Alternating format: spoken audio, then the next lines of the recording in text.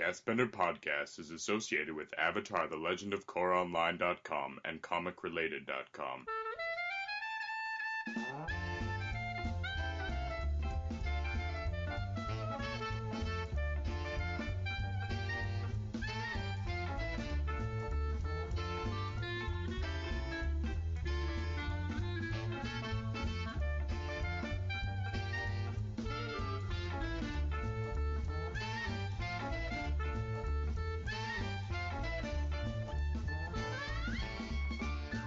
Hello, everybody. Welcome to Castbender Podcast, episode 67.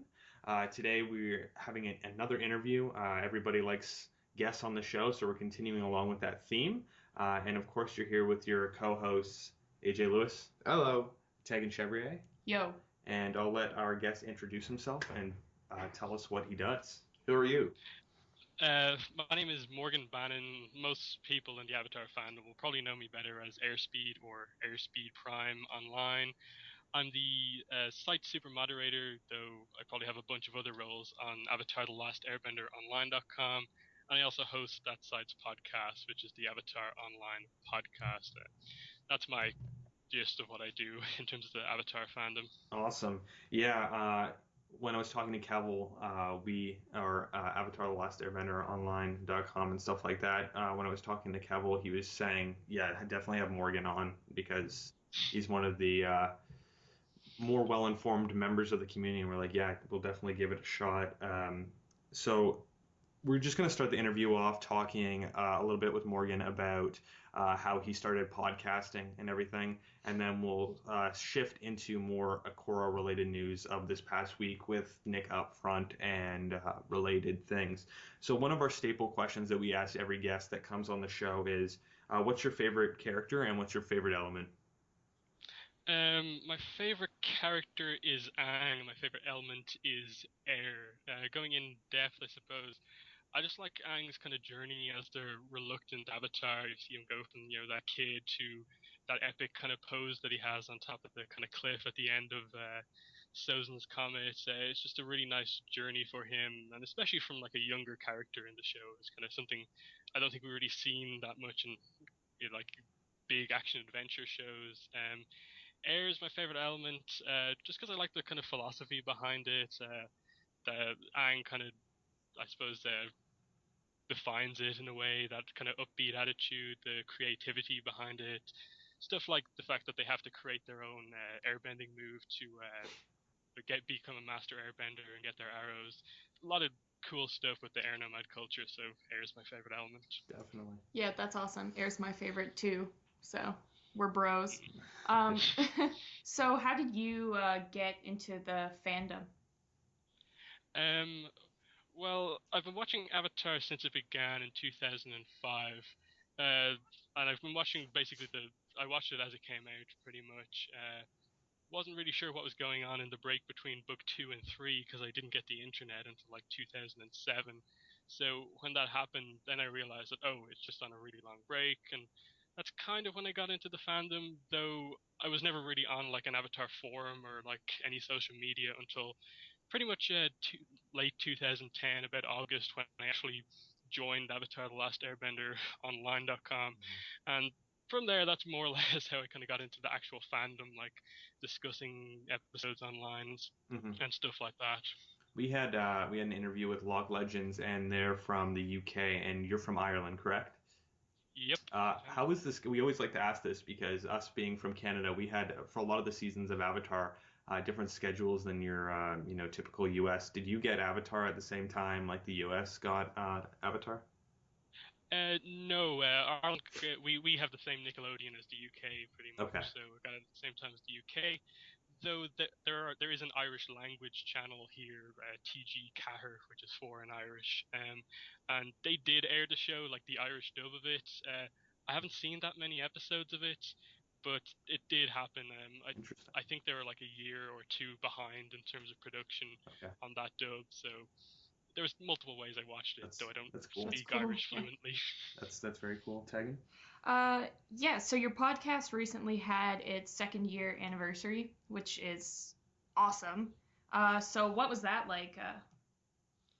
It was an interesting thing. I think it's 3 days. It's actually coming up in March 21st was when our first episode aired. So it's definitely interesting. When I first started it, I never thought we'd get past like 10 episodes, but it's just something that's kind of really kept going, and primarily because especially during the wait between book two and book one and book two of Korra, it was kind of the only thing that kept the site going because the fandom was so inactive at the time. So I think that really helped us get to 2 years that wait, and just the only way to really talk to other Avatar fans was through that podcast, more or less. Yeah, we're almost at 2 years as well. July marks our 2 year anniversary, and you're really right about that. That book 1-2 off season was such a dire thing because fans were dropping, and as podcasters, it becomes this thing as we have to entertain the masses, and Yeah. how are we going to entertain these people when we don't have a lot of information ourselves? Yeah, you can only talk about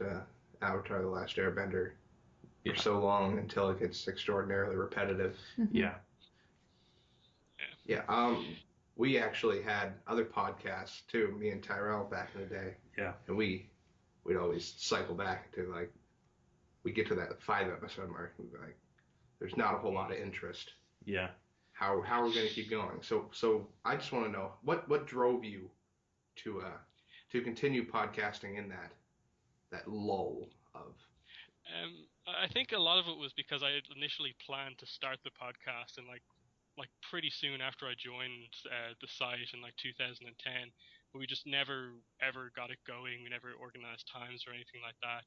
And then obviously we started in March 2012, which was just a month before Korra actually aired, and I was just really eager to actually do something like that because I kind of had a feeling that it needed something more than just being a forum news site, that it needed some sort of like media thing, like a podcast. It just keep the discussion going, other than just watching the episodes. And partly it's just because I spent so long not doing the podcast that I just completely was driven to do it regardless of if there was news or not, pretty much. And that's pretty much how I kept going during the off season. Yeah, kind of like that triangle. That's why we partnered up with Kevin and his website, because while providing like the forum and the blog and opinion type community, he didn't have a podcast or something video. So it kind of just with a fandom, it kind of just sets everything in together and brings the whole community together. I have a specific question. AJ mentioned before how we had tried to podcast. We went back and tried to podcast about Harry Potter, just a bunch of different fandoms. We just had to try. We tried to have a general book show, and they all kind of failed. Have you had any experience podcasting prior to this, or was this your kind of first experience into this world? No, the first podcast I ever recorded was the first episode of the Avatar Online podcast. We didn't even do like a pilot show that we didn't release or something like that. That was my first time podcasting. The reason I think I just kept that first episode was because I'd been doing like Avatar news videos on YouTube and stuff like that for a while, and so I was pretty confident, just talking about Avatar, and we had a lot of news to talk about at that time, so it was just really, I think, easy to get it going then, and it was kind of the perfect time to launch it as well, with a lot of interest with Korra just starting and everyone's super excited. So that's kind of how that came about. Right. Now, being podcasters, and even though podcasting was big for quite a while, I found it hard to find information online how to be a successful podcaster. You had people saying a bunch of different things, and then early on you had the whole RSS feed and kind of like getting everything set up. And that really just brings me to the question: were there any big obstacles early on that you really had to face while podcasting that almost kind of deterred you from doing it, or was it smooth sailing from the beginning? Well, as I said earlier on, I trying to like start it like very early on when I joined the site, Mm-hmm. and part of the reason was, as you say, just looking up like how do you actually go about recording a podcast. Like I knew the obvious that like I'd need Skype, I'd need like a headset, and we'd have to do it over Skype because no one I live near records, so we can't do it in person.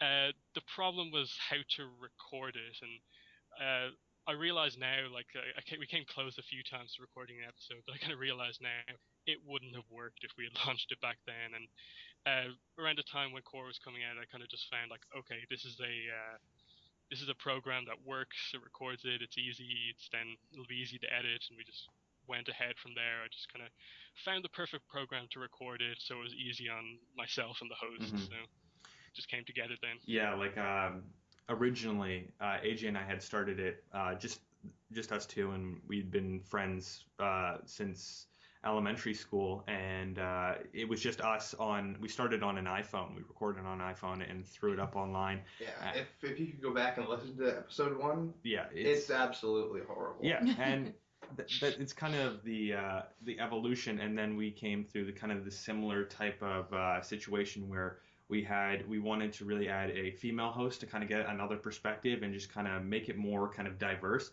So one of our friends lived in Massachusetts in the States, and we were like, how are we going to do this? And then we had to figure out how to do the whole Skype thing.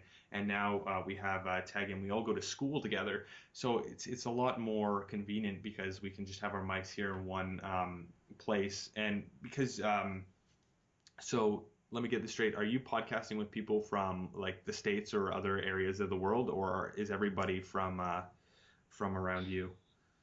No, everyone I think who's been on the podcast has been American. I think we had I was like a guest host one time, like someone from Sweden on, but that's about it. There's been huge time differences like every time Yeah. we record. Yeah, that's what I assumed. Just doing these interviews, it's really hard to coordinate times. Yeah. Yeah, the interviewing. Have you had a chance to interview anybody from working on Korra or any of the voice actors or actresses yet? Well, the first thing on the podcast RSS feed, the first thing that ever came out was the site admin, the guy who created Avatar: The Last Airbender online, Jordan. He interviewed PJ Byrne, and I think that was a pretty big kind of news break back then. He said something about the book 2 update or something like that for Bolin's character. We will get into stuff like that. Yeah, and from there. I'm completely blanking on what we were just talking about. Sorry. No problem. We were just talking about interviewing certain people, part of the team of making it or whatever, the voice actors.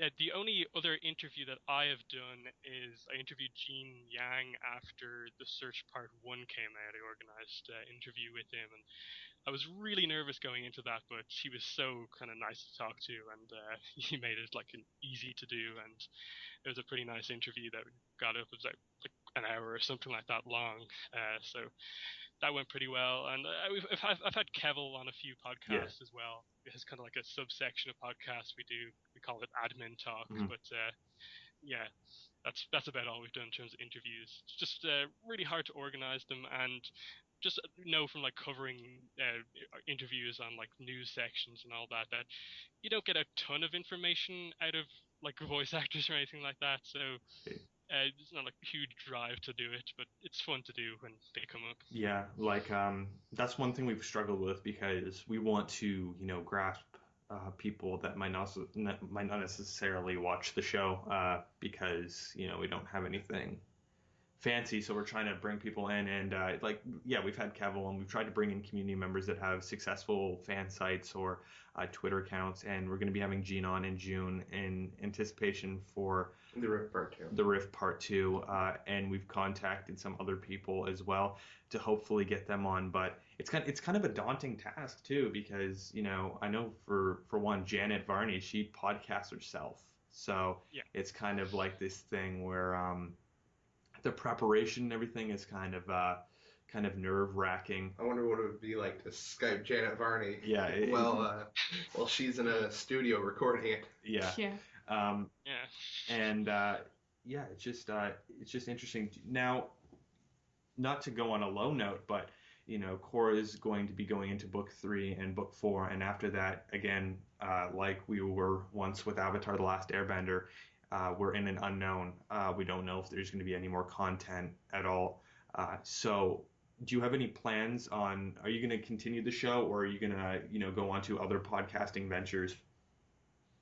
No, I'm definitely going to continue the show because I'm pretty confident that they're going to continue like the Avatar comics during like any off season between like series or whatever. I assume when Korra ends, Mike and Brian will do the same thing they did with Avatar, take like a 2-year break and maybe come back with a 3rd series. But I think the comics are here to stay because they've sold so well, and some of the best podcasts that we've done has definitely been those ones where we've like reviewed the comics in depth, and so they're just as good as episodes to me. Yeah, definitely. Like we've been a huge fan of the comic books since kind of their inception because we thought it was just another layer to add on. And coming from, me reading a lot of extended universe Star Wars material or always kind of being a big supporter of fan fiction, even though it can get a little bit obscure and sometimes even grotesque. Uh, it's just another added layer to continue on the fandom. And yeah, the comic books seem to be a great facet for continuing on after. That brings me to the question. There's been actually, we've had to defend recently the comic books in a lot of areas online through Twitter and, forum and stuff. People generally just saying, well, you could wrap up this one comic book in an hour and put it in an episode of a television series. What would you say to those type of people? What would you say to those who kind of say the comics are useless? Well, I think in terms of the Avatar fan, I think a lot of people come from it where they don't read comic books outside of Avatar comics, and so they don't really have like a baseline to really judge what comics are, and so it's kind of hard to really like deal with people like that because if this is their first experience in comics and they don't really know what to expect, they just expect it to be episodes. It's hard to deal with them, but I just say it is. Uh, it's completely confirmed that the comics are canon. The art is very show accurate, if a little bit more kind of cartoony to get more expression from non-moving media. Just be happy that we're getting other stuff. Like we'd never find out what happened to Zuko's mom, what's happening with Toph and her parents, what happened after the war, if not for the comics. And we know how long it takes Mike and Brian to like make shows and how much effort they put in. They told the stories they want to tell, which is why they moved on to Korra after Avatar: The Last Airbender.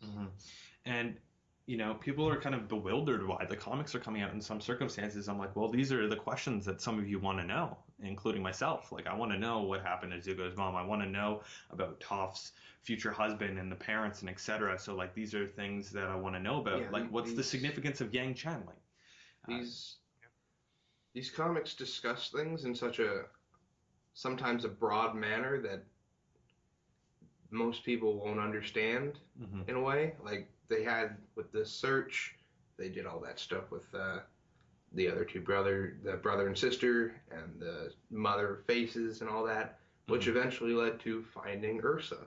And I'd assume with the Rift coming, it's going to lead to something big. It's world building, and as much as Avatar has a rich story, there's so much more to tell, especially when Brian or the creators and the writing team as a whole kind of made such a diverse and large universe that half of it isn't explored, and especially when you're getting Korra mostly being focused in kind of this Republic city, and we haven't yet seen much of the vastness of the Earth Kingdom or the Fire Nation for that matter.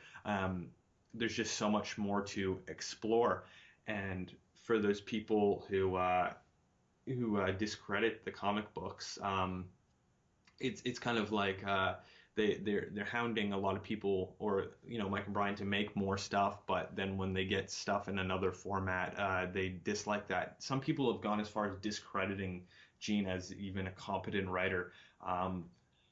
What do you feel about that? I think he does a fairly good job at telling the story, and you kind of have to fit a median in terms of you have to kind of take cues from what Mike and Brian did to continue on the story. How do you feel he does in that circumstance?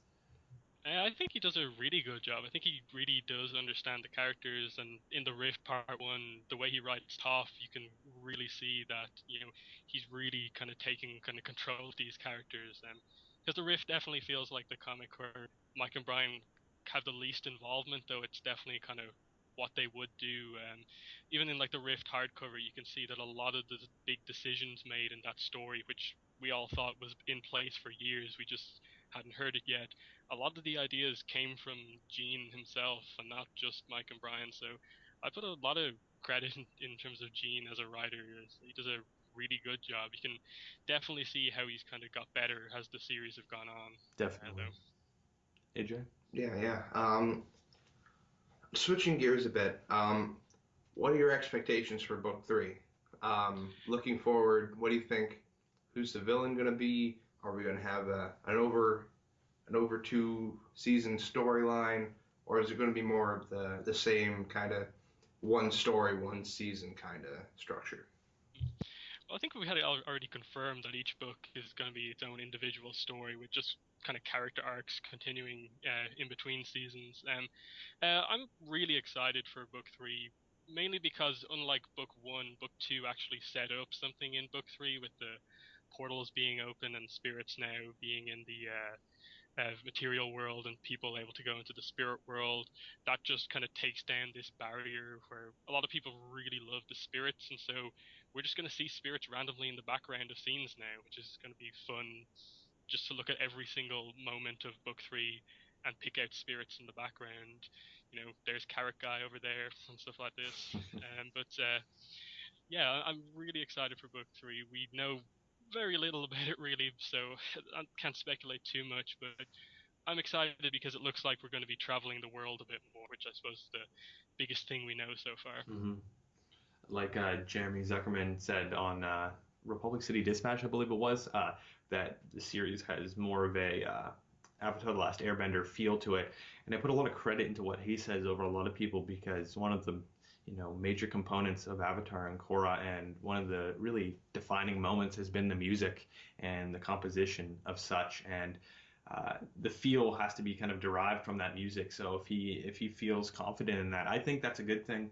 I know some people are a little bit worried because a lot of people are like, Korra is its own thing and it shouldn't necessarily be completely 100% related to Avatar: The Last Airbender.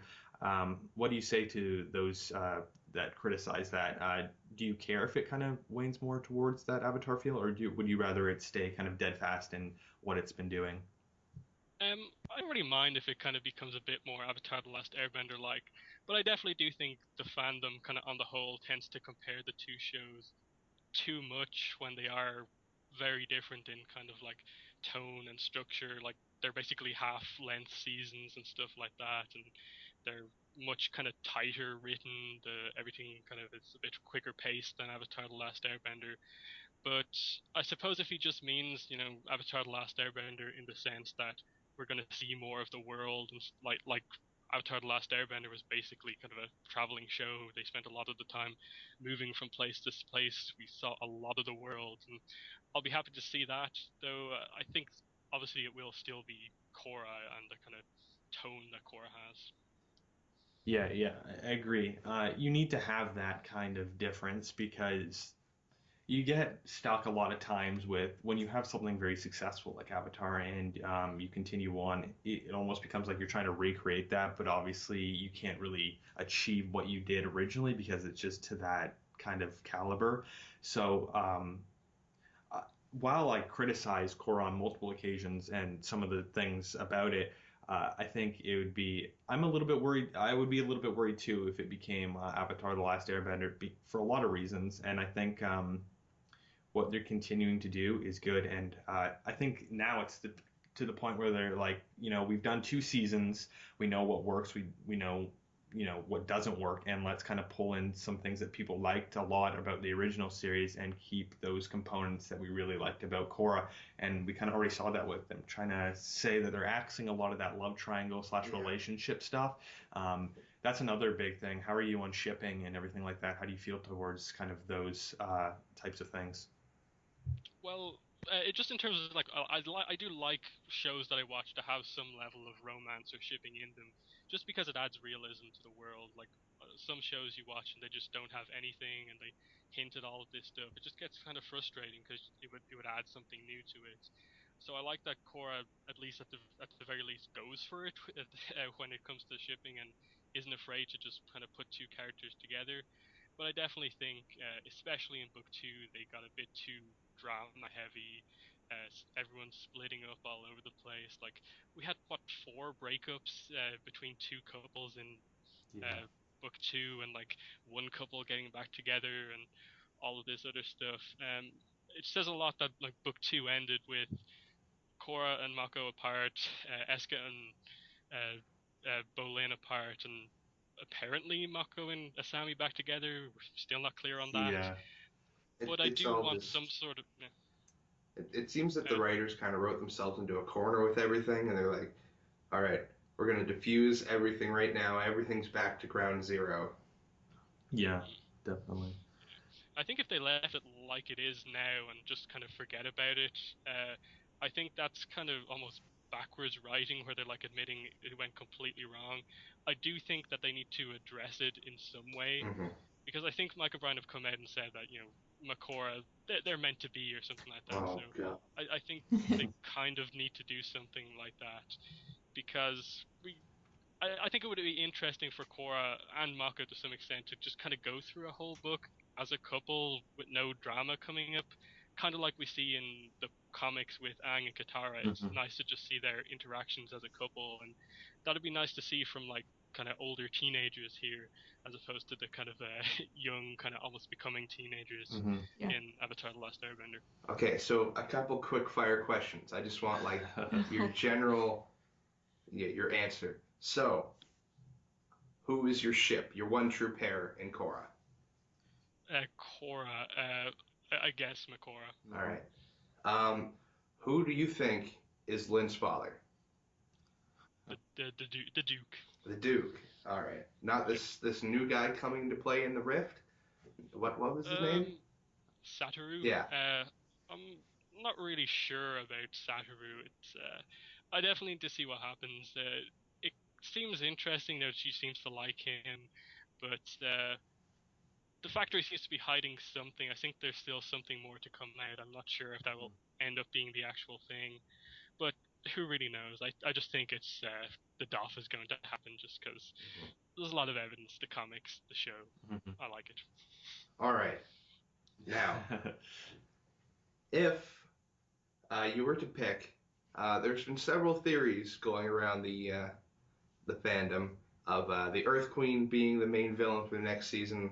I personally think that there's going to be a Dark Avatar returning. Oh, yeah. AJ's Dark Avatar theory. What, in your opinion, is the most likely the villain?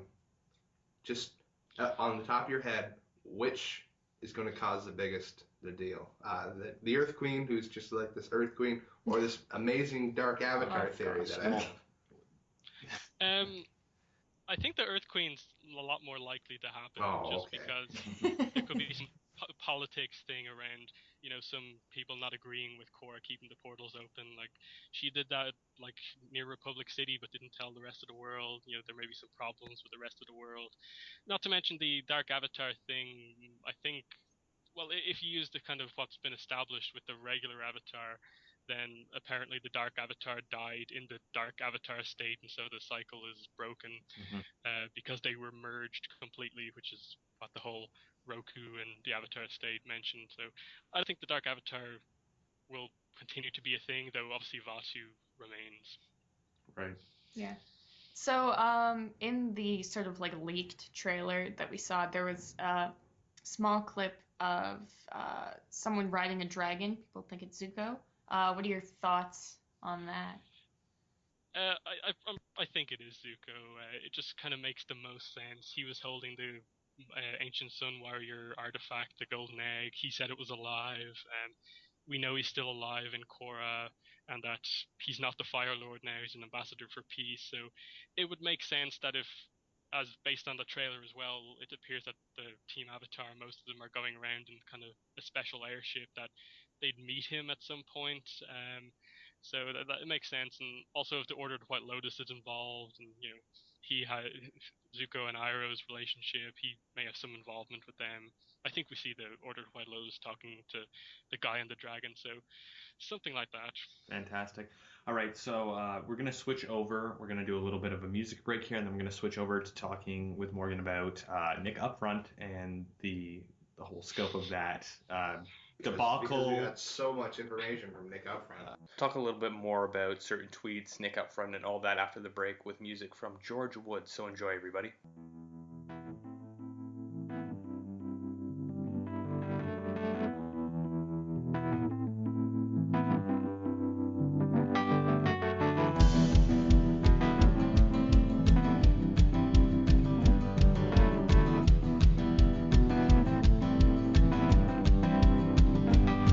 I've been beating rhythm like a broken heart.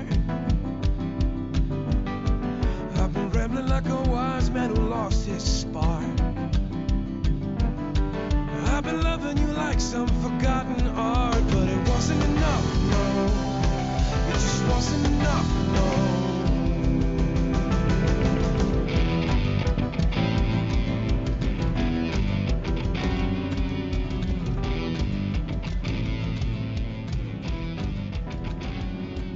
You're a stone in the sea beating back the waves.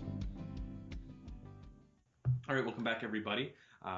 I hope you enjoyed the music break. Now we're going to switch gears a little bit towards Nick Upfront, some tweets by voice actors or just a voice actor, and some of that. So, as you all know, Nick Upfront came and went. And as I stated last week, it was the only podcast of the week. Yeah, we were going to do a podcast if something came about, but nothing did. So we are... Surprise. Yeah, surprised. I'm so surprised that Nick didn't put anything out about Korra.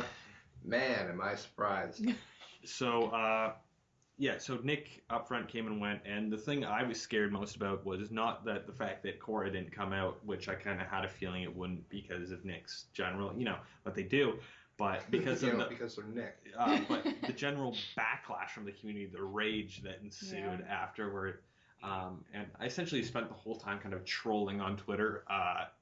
But, what was your, Morgan, what was your general opinion going into Nick Upfront? What did you expect from it or not expect from it? Well, we talked about this on the podcast, not last time round, but the one before that, and we were all fairly positive, I think, going into it. We thought Korra would at the very least get mentioned because everything points to this thing coming out in the next 1 to 3 months or something like that. They made Mike.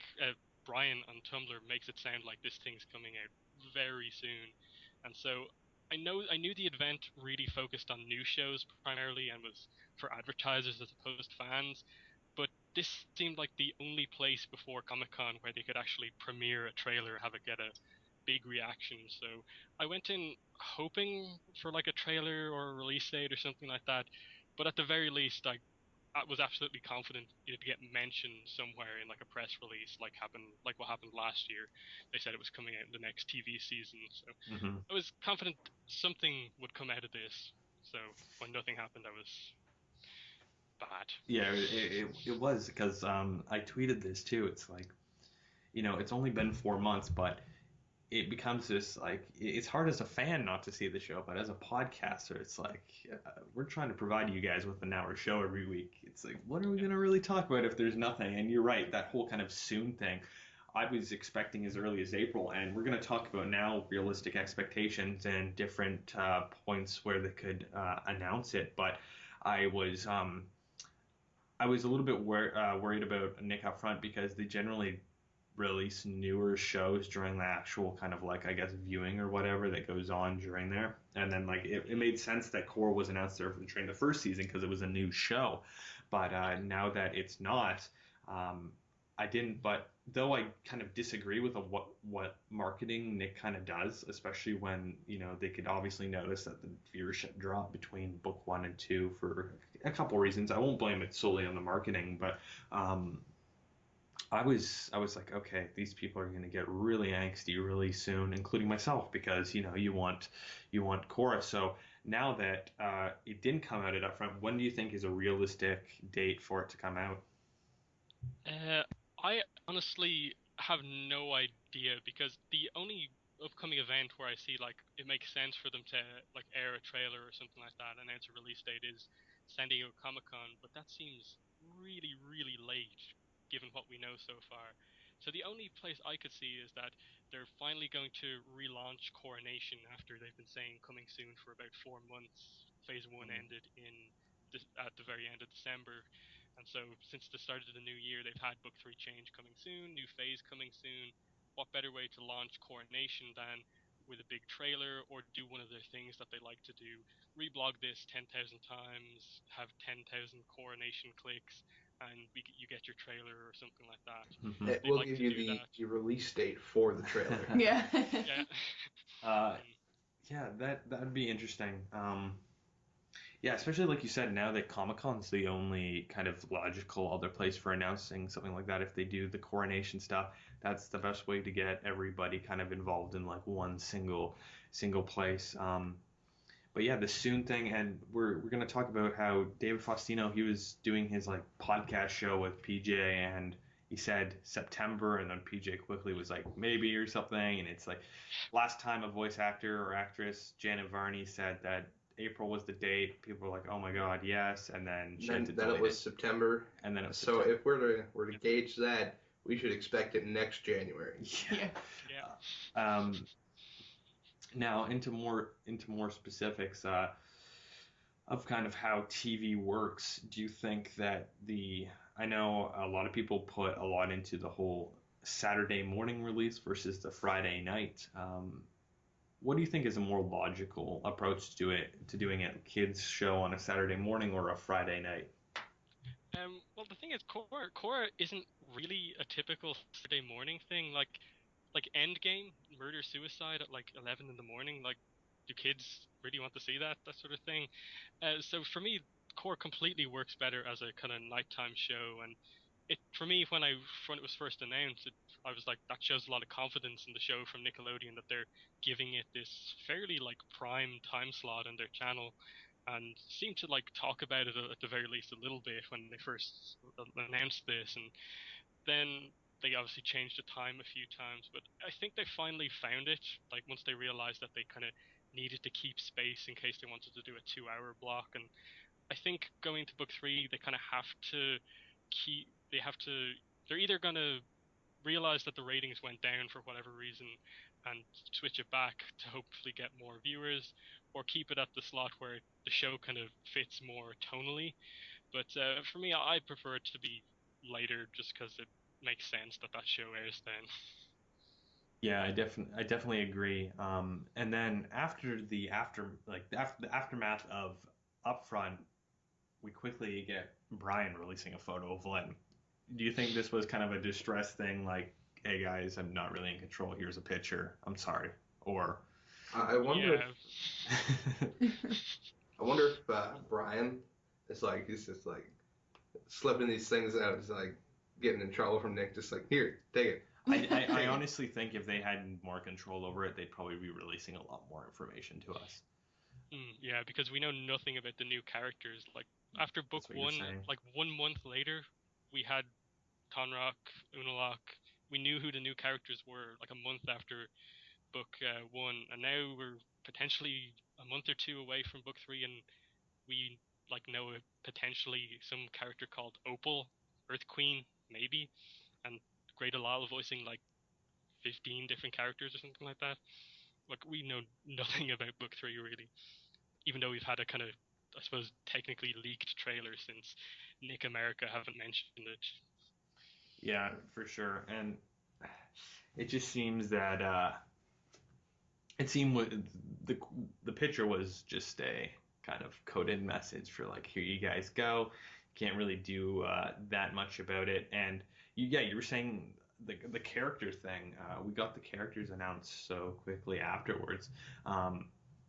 And does that mean this thing's really far off, even though we're getting a soon, or when are we going to get some more information? Like, I've always kind of been this big supporter of companies or corporations really involving the community, even if it's not necessarily the most important information, kind of masking it as something that's actually quite important, whether it's, videos, the creation, without ever really giving anything away, just looking at the background of how they're making it, or having kind of more of an interactive thing. I know Doctor Who uses Tumblr a lot to get fans engaged, or stuff like that. So now that book three, we've seen, it's apparently done, and it's ready to go, and they've started and finished or working on pre-production for book four. How do you think the transition, when book three finally comes up, do you think a lot of people are saying, well, book four might just like immediately follow after? Do you think that would be a good move or a bad move?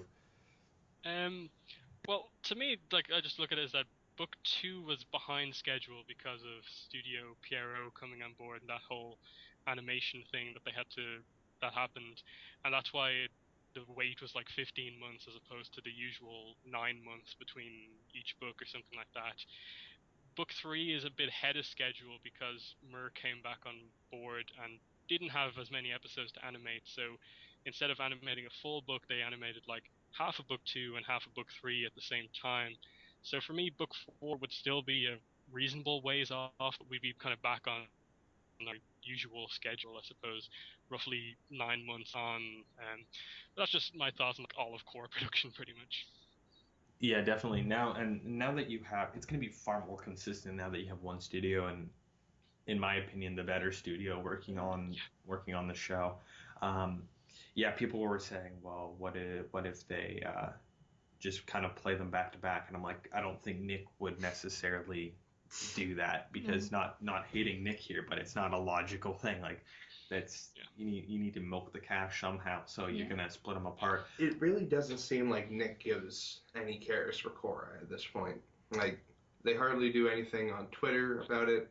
Like all the other shows that they have, which Korra seems to be one of their top. It's like a flagship shows. Along with SpongeBob. You got SpongeBob, you got Fairly Odd Parents still, I think, and you got Turtles. you got all those like known shows that they have, but. And they're always like, here's SpongeBob news, here's stuff, here's a new SpongeBob episode coming out tomorrow, here's a whole bunch of information on SpongeBob. Like, I don't want to know about SpongeBob.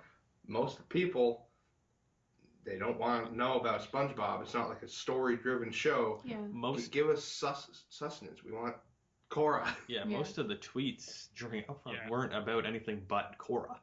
And I think that says something about what they have to do in terms of making it kind of feeding the fans. I know that we don't deserve everything all the time, or we don't dictate everything, but like it's like you want to probably feed the fans a little bit. Yeah, that's something that Nick really screwed us over with in the book 1 and 2 thing that caused them so many viewers. They just starved us out, and people gave up. There's no SpongeBob podcast. I think that says a lot. Yeah, it definitely does. Now someone's going to start the SpongeBob podcast and get like millions of views. Yeah. The Avengers. SpongeBob's motivation in this episode, what was it? Being an idiot. It's like Krabby Patties. Patrick was the same in this episode as every other episode. I'm Patrick. No. Where's the gritty backstory? Yeah, exactly. Like, where's the character development? Man, why is SpongeBob hasn't developed in 12 years? What's the squirrel's name? Sandy Cheeks. Why is Sandy being such a slut right now? Yeah. Man, she is bouncing back between guys. SpongeBob and Patrick are just in this love feud right now. Yeah. But they're apparently still friends even after they've gone through this love triangle. Now, with something like when you had Avatar: The Last Airbender and you had how many episodes were in the first? Was it 20? Yeah, there's 20, and 21. 20 and 21. Yeah. So you generally have this kind of larger arc to tell a story. And now with Korra, you have half that essentially each season. There's been talks, and I've kind of given some thought to it in terms of, well, if Nick had changed their structure a little bit earlier on in terms of doing mid-season breaks, because mid-season breaks have kind of been popular recently with television because it kind of gives people all year to watch a show, and it's kind of consistent. How do you feel about now that, I think it's a bit late, but what are your views on like something like a mid-season break? Well, it's definitely something like I've experienced, like watching the Teenage Mutant Ninja Turtles show on Nickelodeon. There's 26 episodes in each season, and they take a ton of breaks, and I think they roughly treat Turtles the same way they treat Korra. They change the time slot a lot. No real notice when the show goes off the air for a break and stuff like that. But I suppose mid-season break, for Korra with the small seasons, I don't think there's any real point to it. They kind of do it anyway because usually a holiday comes up around the midpoint whenever they air Korra so far. That's what's happened so far, like a 1 week break in between episode like 7 and 8 of book 1 and before beginnings or something like that with book 2. I just don't see them kind of doing that because you see only like 6 episodes, then you'll be off for a few months and come back with just another 6. It seems really short and stuff like that. It only seems to work when you're doing like a 20 episode season, and that might be good for some aspects, but like that's that would completely have to be, I think, introduced in if they would do that in a whole new series, because they've kind of gone too far. But back to Faustino's tweet, or sorry, his like appearance thing on that podcast or whatever he was doing. How much merit do you put into voice actors and actresses when they try to confirm stuff or talk about things? Very little, because half of the time when they say something about the show, they kind of like take it back immediately because Nickelodeon told them not to say anything and all this other stuff. And as you mentioned earlier on, the whole Janet Varney April thing, and then it took like 4 months later for the show to actually come out. The voice actors, I don't see how they could like really know when the show is coming out. If Mike and Brian don't know at this point, then of course the voice actors don't know. Like I think Brian told us on Tumblr like last year, when Nick tell us, we'll tell you, pretty much, and that's pretty much the way I see the release date right now.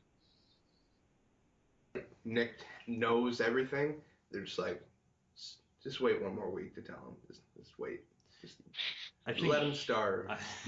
That's a little bit extreme, but I think they probably know a lot more. Mike and Brian are just locked in a dungeon.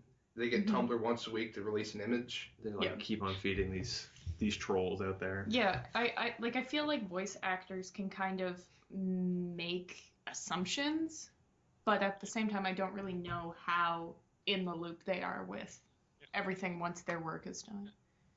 When was the last time we actually got a good piece of news from like a voice actor interview or anything like that? Yeah, I think that tells the whole story. Yeah, exactly. And it's you can't really say anything. It's tough because you try to squeeze this out, and we're trying to prepare for our G interview, and we've asked people questions, and then they're asking us questions like, "Can you tell us the answers to this?" Well, no, they can't really tell the answers to that. Well, why would they? That would kind of defeat the purpose. Just make a headcanon right away, you know. Yeah, but again, it's like it's I don't really go over to the voice actors and be like, "Hey, can you tell me info about this?" Because the likelihood that they're going to do it. So does Korra die next season? Yeah, like we've had a fairly close relationship with Gray, and she's not even involved in the show, and people ask her information about the show really all the time. Like maybe she's voicing that minor character or whatever that character ends up being, but like she can't really tell you anything. Like she teased us completely for book 2. She said she was voicing some big character, dark spirit character, and she voiced like a mushroom and a spider spirit. Yeah. I remember that because I was the whole season. I was like, okay, where's Gray? Where's Gray? And as Gray being like my favorite voice actress that's ever really done the show, really, I was really prepared for her to have like an important part, especially when she's playing a huge dark spirit or whatever. And I was like, okay, and then that kind of completely failed. So when people are getting hyped up about Faustina's tweet, I was immediately like, no, probably not going to happen. That's what he's saying. And then especially when PJ was kind of like, yeah, maybe, and tried to like really change what was going on. And their Nick's like got a chip in the back of their head. Oh yeah, it's like, don't say anything or we're gonna shoot your family. It's Illuminati stuff right here. Now, do you think that there'll be another general decline if they say they decide to release book 3 in November? Let's hope not. Do you think there'd be another decline in viewership? The ratings thing is just, I think it's a really weird thing because like everyone I've talked to, at least about it on the podcast, like when I've mentioned, do you actually watch shows on TV? They've said like, no, like I don't even have cable or something like that. Like I don't watch any shows that air kind of live on TV really, just because I'm from Ireland and they always air months later. So like this TV ratings kind of mean so little nowadays. Like I think when Brian, the one thing he said about ratings for book 2 was that he was happy with them, and that if you add that with the number of people who are watching the episodes when they went up on nick.com, you get huge numbers. And of course Nickelodeon have ads on those videos with the episodes. They're making money off people watching the episodes on their website, and so ratings mean very little to me. I don't like to talk. I'm not really going to talk about them that much for book 3 too much. I'll only mention them, but ratings are kind of outdated now. I don't think we've ever like gone into like this episode got X number of Yeah, views. because Yeah. the thing we learn as, as film students and, looking at the industry, ratings aren't gauged off of people that actually watch the show at all. It's just a number based off of a bunch of other factors that have really nothing to do with the show. Though I kind of saw in the community a little bit of a general decline.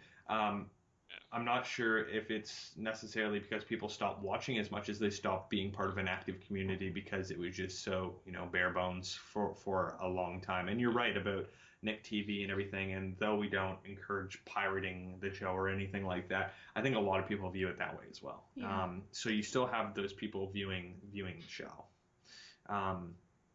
But it'll be interesting to see what they do with book 3 in terms of when they release it. See, to me, it makes most sense to release it probably in the spring. But we've all placed our bets. I'm September. I was April, late April. I said like July or something. I don't even. Yeah. She's wrong. No. So, I think as a wrap-up question. Yeah. Give us your expected date for Just the trailer and the release of the season. This is a tough one too. You put them in a tough spot. Trailer. I'm gonna go trailer that they do some big relaunch of Coronation on April 14th, which is when Korra Book 1 aired, and they bring back Coronation on that day. Do some big social media thing to unlock the trailer or something like that. They start posting their screenshot things again as they usually do. That's what you sign up for Coronation for. Announce what the prizes are to be won if you get enough points, and lead up to some release date announcement or something like that. I'd say the book 3 is probably going to air. What I've been saying for months now is June or something like that. I think it's not going to be as late as September, just based on everything Mike and Brian have said. So I'm kind of going a bit more optimistic than September and stuff like that. June. Fantastic. That sounds quite logical. So before we go, do you want to plug anything like your podcast and your Twitter and everything? I'll just mention the website that I'm a moderator on is avatarthelastairbender.online.com. The podcast for that site is the Avatar Online Podcast. We just post the podcast up as news posts along with other Korra comic merchandise news and stuff like that. I'm Airspeed Prime on Tumblr, Twitter, YouTube, and that's probably about it. And I'm at Airspeed on the site. That's my username. Fantastic. Thank you very much, Morgan, for coming on the show. We really enjoy your insight, and we had a great conversation with you, and we hope to have you on again. So, yeah, like we said, guys, if you want to go over and check out Morgan's stuff, he just plugged it all, and we've retweeted him a bunch and things like that, so you can go over and check out what he does and check out their community and everything. So, again, we'd like to thank you for coming on the show, and hope to have you on again. Sure, it's nice to be on a podcast that I won't have to edit. All right. So if you want to come to our website, you can do that at castbender.ca, and there you can find pretty much everything where we are online and everything like that. So if you want to check out the blog, Kevil's website, avatarlegendofkorraonline.com, then you can do that. You can check out the form by clicking the form tab. If you want to know more about us, then there's a staff page. You can also find the FAQ page if you're having any problems downloading this or finding it online.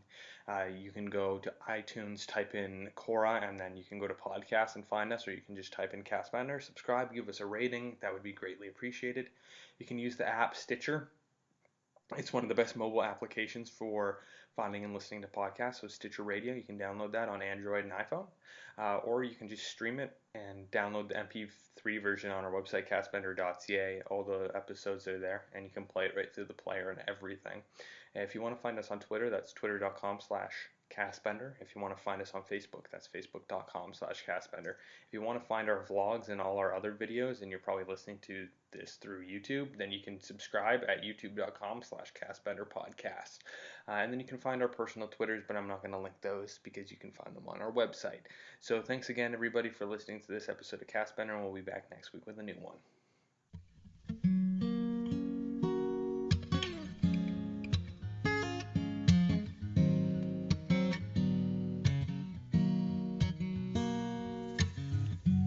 You pour into my neck on the train.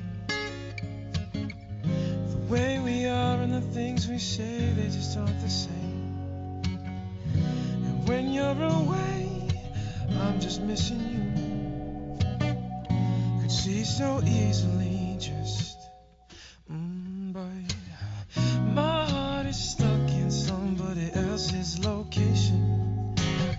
Every time you call me, babe, I'm on vacation with her, and our heads are spinning around and around. Don't know what we found, but can we hear